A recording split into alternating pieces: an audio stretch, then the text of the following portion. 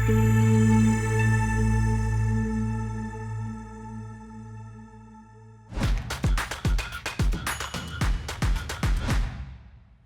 welcome to another episode of Under the Agency Hood, an interview series designed to shine a light on how agencies think and how they deliver value to their clients. My name is Mark Snyder. I'm founder CEO of RSW US. We're an outsourced lead generation business development firm. Work exclusively with professional service firms of all types and sizes across the US. And today we're here with Rosaria Cain, the founder and CEO of Knoodle. Knoodle is a full service marketing agency with a special talent that goes beyond the day to day digital and traditional marketing support and successes they deliver for their clients. Knoodle is unique relative to other agencies in that it is steeped in the use of cause marketing campaigns to help their clients achieve their business goals while at the same time helping them build a more meaningful path to respect and customer allegiance. They opened their doors in 1999. And welcome, Rosario. Really appreciate you taking time out of your busy day to be with us. Good morning, Mark. It's a pleasure. Excellent, excellent. So before we dive deep into the topics, can you just tell me a little bit about Knoodle, who you are, what you do, what your superpower is, and then maybe also tell us a little bit about the name. Why the name? Well, Knoodle describes who we are and that we noodle everything. So think of it as thought leadership, and that's what we do. We're more like a marketing consultancy than we are an ad agency. We want to shine a light and lead the way for our clients so they know where they're going and they get that professional touch through the entire process. Cause marketing is probably our superpower because, as you know, particularly since COVID, but through a series of other things that have happened in the last 27 years, people want to do business with who they trust. And purpose-driven marketing has become so much more important. All the big corporations, or at least most of them, are engaging in some kind of purpose-driven marketing. And the reason why, statistically, people are more likely to buy from a brand that speaks to the good of the community and the good of the world. And that's what we're trying to accomplish. And that's what it does. Yeah, that's great. And you talked about sort of big organizations really understanding sort of the whole cause marketing, the value of it. Do you find it difficult to convince more mid-sized clients, smaller clients, that there's some real value in incorporating cause marketing into the marketing campaigns that you put together for them? There's a role for companies of different sizes. It just depends on what they're willing to do. So for instance, for us, a medium-sized client, like our home builder client, it's a perfect role to own the marketing campaign. For a smaller client, they can be part of a bigger campaign where they're perhaps the recipient of a prize or the place where an event takes place. But there is room for companies of different sizes to participate. Got it. Okay. Can you talk to me maybe about one of the cause programs you're most proud of? What did you do to support the brand, and what was the outcome? Well, I'm proud of all of our cause marketing promotions, but the one most on my mind right now is Cause for Pause, which is a Fulton Homes promotion. And what it is we live in Phoenix, Arizona, where it gets 108 on an average day in the summertime here. And what that means is the pavement outside is about 180 degrees. Just like you wouldn't walk outside without shoes in your bare feet, your dog should not be without booties. So what we do is we do emergency booty drives through the summer. It's a booty call, but puts a whole different spin on a booty call. We we give them away. So we give them away outside different power shopping centers. And what we do is that people wait in line. Now, these booties probably have a value of $15 for the set of four. They come in small, medium, large, and extra large. And people will wait in line in order to get them. We had lines all around the block when we started this promotion 2 weeks ago. We had 17 news hits on 3 different stations. So we own the news day. We do this on one Saturday every 2 weeks. We do it a Saturday every 2 weeks throughout the summer, and it's been wildly successful. Now, what the client pays and what they get in return in terms of happy potential clients, great share of mind, goodwill, they get tens of thousands of dollars in news coverage, a That's 6 to 1 return on the money they spend, and everybody's happy. That's the power of cause marketing. great. I'm curious, Bolton Homes and uh, doggy shoes seem like a bit of a. It seems difficult to connect those two. Do you do you try and use cause to like build up the equity or persona of a brand? Do you or do you how do you think about that as you're trying to consider what sort of program to put in place for a given client? That's an excellent question. So we know Fulton Homes potential home buyers are about families. And one of the big reasons people choose to buy a house is not the kids. Well, it's sort of the kids, but it's just as much, if not more, the dog. The dog needs a yard. The dog needs to run and play. And these days, and if you look at trending topics, people are more into their dogs than their kids. And some people are foregoing kids completely and just completely happy with their dogs. People will spend incredible amounts of money on their dogs. So Yeah, knowing that in the persona of the Fulton Homes brand, that dogs are a big deal, it's an issue that connects the persona to the brand, and that's why we do it. And so I think this is an important point, and I'm glad you brought it up. When a client wants a cause marketing promotion, their first inclination is, let me tell you who we support and why we think it's important. And that is important.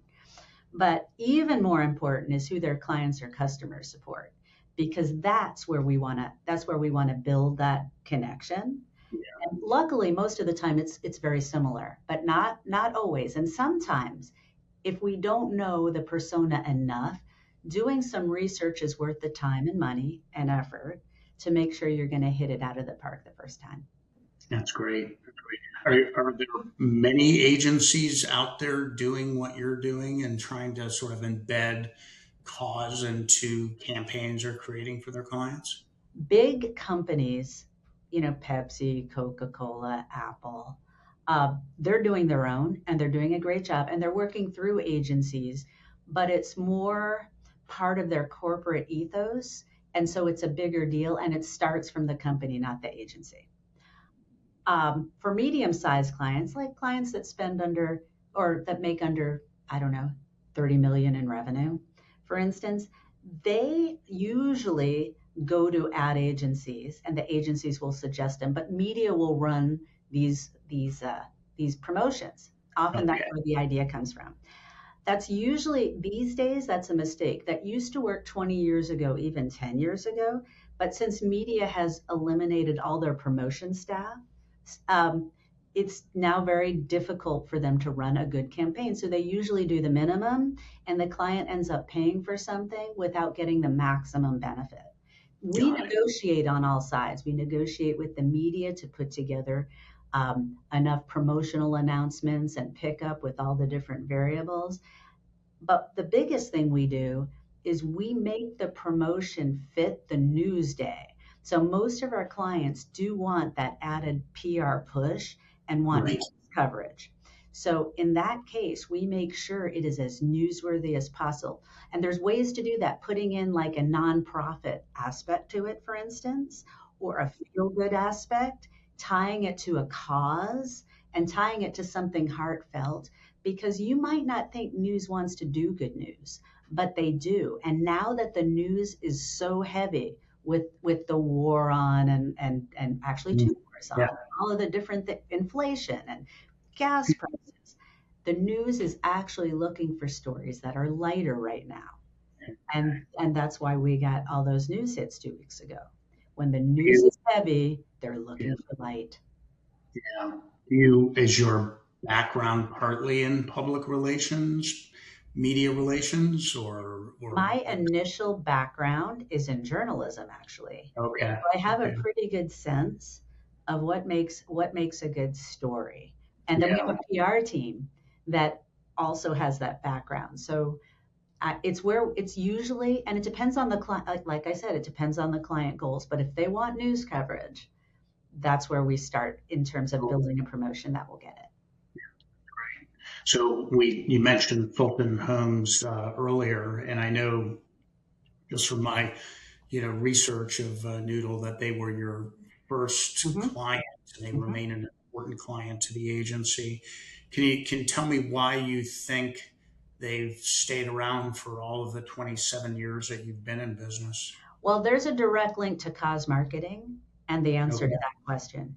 So Okay. years ago, remember the recession of between 2008 and 2018? It was a 10-year recession, and it hit the home building world worse than any other Big sector. time.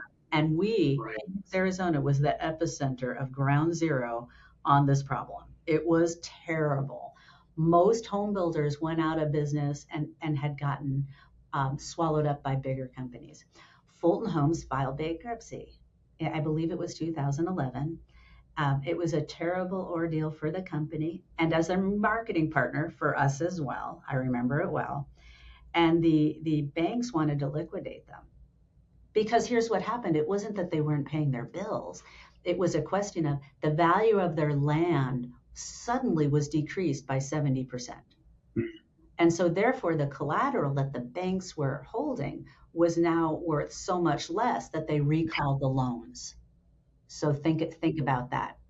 So they were so it was in court, and the thing the judge brought up was you can't liquidate this company. Look at all the good things they do. Yeah. And so it was a direct link between the years of cause marketing. So this was like in 2000, I can't remember, 2011, I think. We had done 12 years of cause marketing at that point, consistently. Yeah. And that added, sometimes cause marketing will put deposits in your brand bank that you don't expect, and bank it, and even beyond PR and goodwill and all of those things. And that was the results of the cause marketing.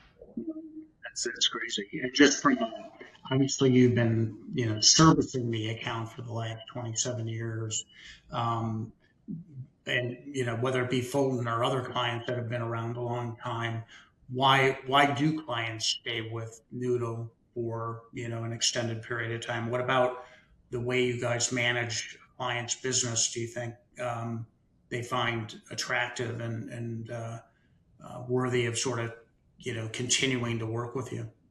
We believe it's our job to come up with ideas and approaches Okay. to problems that they don't even think of. And so we try to do that in each and every meeting.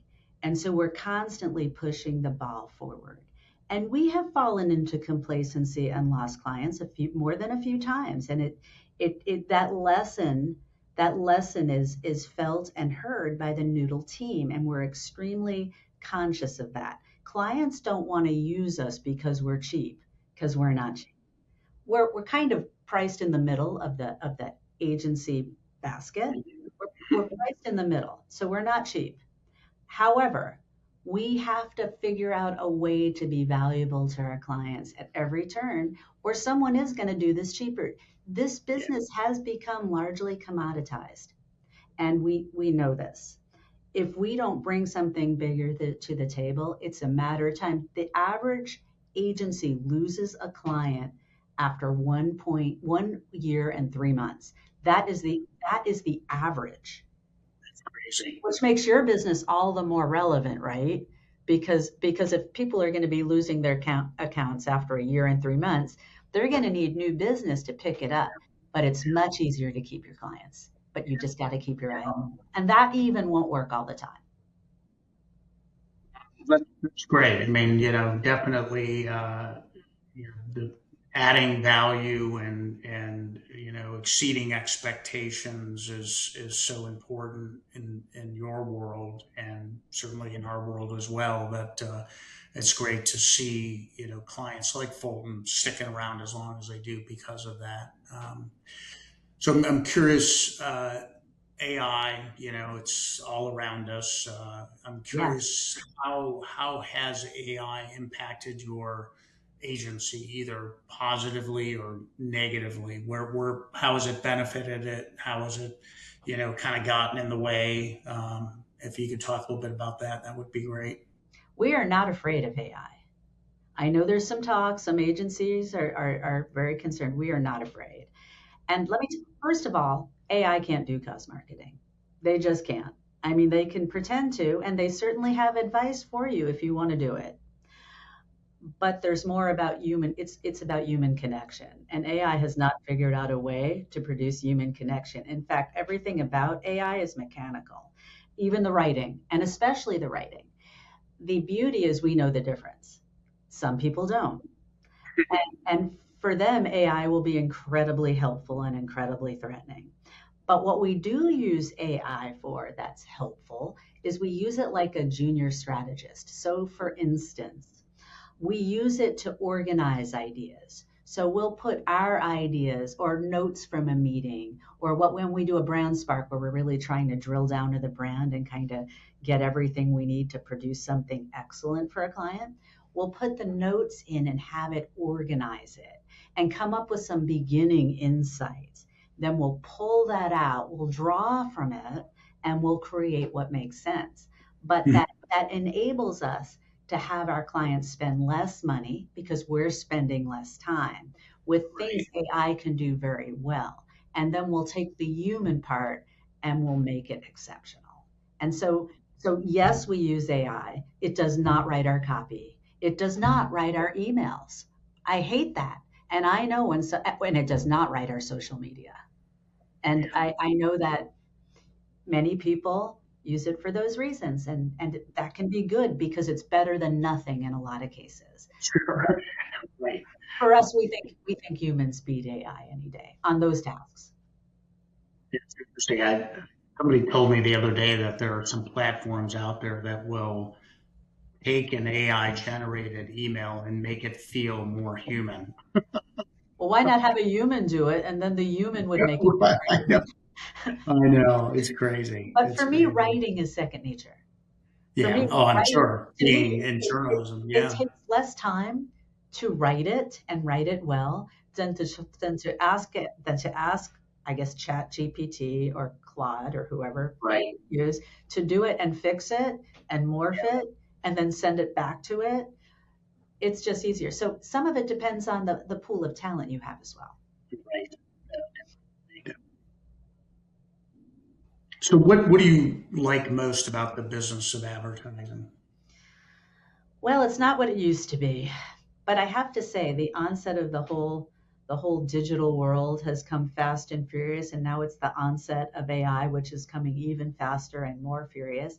I guess the thing I like best about marketing is no 2 days are ever the same, and you can't go more than a few months without something brand new that changes everything. So your job will never get boring, and that's probably what I like best about it. It's great. It's great. And what do you like most about being CEO of Noodle? Well, I like being CEO of Knoodle. I think it's great. I think I like being in control of client promises. I think, and that's why I got into business at all, is I wanted to be Yeah. in control of my promises and make sure that every client promise is kept. That's a big deal for me. I have real problems with people, and I am also very difficult to deal with when people don't keep their promises to me. I Yeah. take it very personally and I'll fight Yeah. for it. Like, for instance, with media, and I negotiate some of the media, I negotiate all the cause marketing promotions. I make sure we have everything in writing and everything is dotted and crossed. And if they do not uphold, I have been known to uproot promotions and take it to other places, and I will do that. Yeah. Promises need to be kept. It's our The client client. responsibility that drives us, and that's the only thing that really is in our mind when we're making these things. And so I have to say, being CEO is really good for that. For that. Now, the downside of being CEO, everything's your fault, and everything should be your fault because it's my responsibility, right? Yeah. But some days that gets kind of heavy. That load sometimes seems heavy, but all in all, it's worth it. Yeah. It's challenging to take that philosophy and ensure that the agency is sort of it's embedded into sort of the character of the agency, or do what, I guess, what counsel might you give an agency CEO that is looking to try and make sure everybody's aligned and working on the same page? You know, we have, I have made my mistakes over the years. There were times we had way too much turnover, and I'm sure it was because I was probably too hard on people, because I'm hard on myself. But that's not a good measure. And you learn this over time because before I got into the agency business, I had never worked for an agency or I had never worked for myself. And so there Okay. was a very, and so my bosses were always incredibly tough. So those were my role models. Right. And I Right. think I spent many years being more difficult than I needed to be. And I think and I think it resulted in less than perfect culture. And we Yeah. suffered for that. And I think about maybe 8, 10 years ago, I really started to make some changes. The first thing I did was and I hated to do this in some ways, I took away the dress code. I know that sounds like a big deal, but it was really hard for me because I feel Yeah, like those things are important. well, Definitely. I feel like the agency needs a brand. And I think the way an agency is perceived is incredibly important. And I think every detail is important, whether it's from our presentations and how they look or how we present ourselves. And but there are things, but on the other hand, as a CEO, there are things you have to let go. And you can't, everything can't be the most important thing. And you have to prioritize. So little by little, starting with that and then other things. I mean, now I hope I haven't gone too far the other way. We have a 4-day work week, Hmm. 10 Yes. hours a day, but we have a Monday through Thursday. Yeah. Um, People mhm. do work on off days as Yep, well. You want to get stuff done. unlimited time off with a limited OTO with, approval. Um, and this we've always done, fully stocked kitchen with every imaginable type of junk food. There's nothing healthy back there. Nothing. Nice. And it's what they want. So I mean, Yeah. I'm not the health food police, so they can have whatever they want. And and we really try to celebrate their successes. And so I have moved from, rules and probably many would say inflexibility to more trust and freedom, and it's resulted in very little turnover. And so and that helps so many things. It helps client work. It helps consistent work. It's less time for everybody. You don't have Yeah. to retrain. I mean, turnover is expensive, Absolutely. Yeah. and we have really diminished that, and That's that's great. something we're all very proud of. No, very introspective, and I appreciate that. I'm sure you're not the only agency CEO that has had to sort of go through that evolution, and and it's great that you recognize that not everybody is Rosaria, and they have different needs and motivations, and um, I know I'd want you on my team though. I Well, thank wouldn't want you. to run an That opposing means a team. lot. It really does. So no, that's awesome. Well, this has been great. Now, some great perspective. I think it's going to be hugely helpful for other agency principals to listen about, listen to the ways in which you differentiate your offering, the ways in which you think about your client base, the way you support your client base to, keep them around, and then just sort of the perspective around, growing up as a CEO and having to sort of make adjustments as our world has changed, and the need to keep employees happy and motivated, has evolved. So that's fantastic. And I really appreciate you making the time, and wish you all the best, and hope you have a great rest of your day. And to you, Mark, and to you. All right. All right. Thanks so much, Okay. Rosaria. Thank you. Bye.